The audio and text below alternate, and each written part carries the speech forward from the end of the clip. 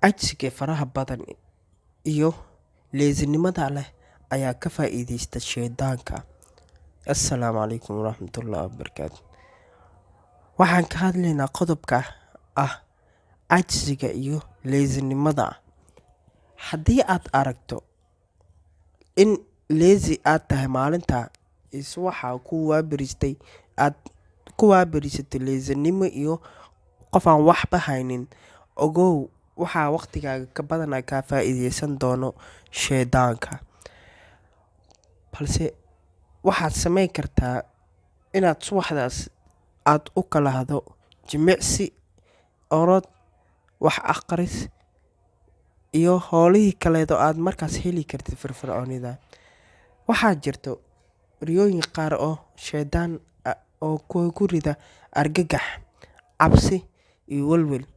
Ogow mar walba riyooyinkaas qaab daran waxay ku imaadaan adiga leesinimadaada iyo maalintaasoo salaadahaada ee dhammaystirneen oo galab ay yihiin, qur'aan akhriskana oo mar hore kuugu dambeeyay.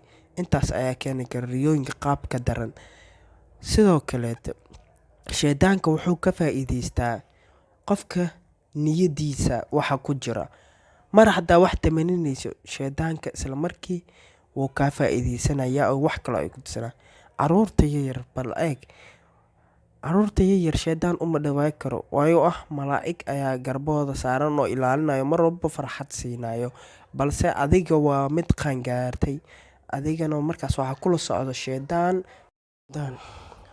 Mar walba waxaa samaysaa wax akhri oo si fiican wax u baro. Waxaad ogaanaysaa nolosha qiimaha ay leedahay.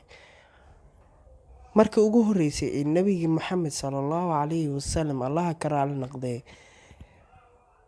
oo Nabi Jibriil oo la kulmayay, waxaa la amray oo la dhahay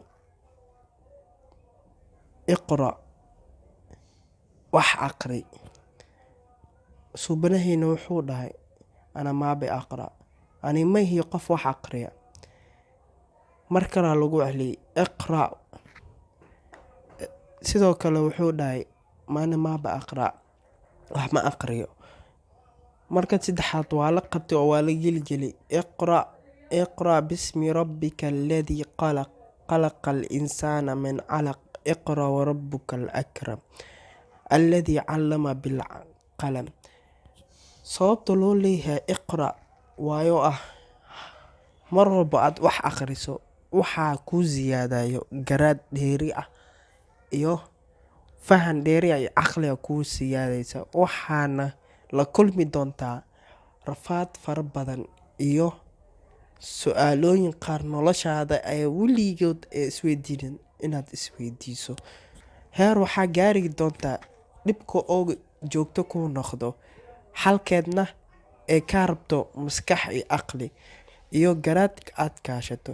Xitaa waxaa arki doontaa waxyaalihii aad akhrinaysay oo qaarkooda ku soo wajahayaan adiga.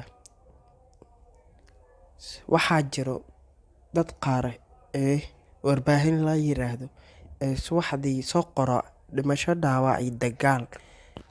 Wax kale dad sooma qoran. Maanta waxaad arkaysaa news kasta inuu saaraya dhimasho, dhaawac iyo dagaal.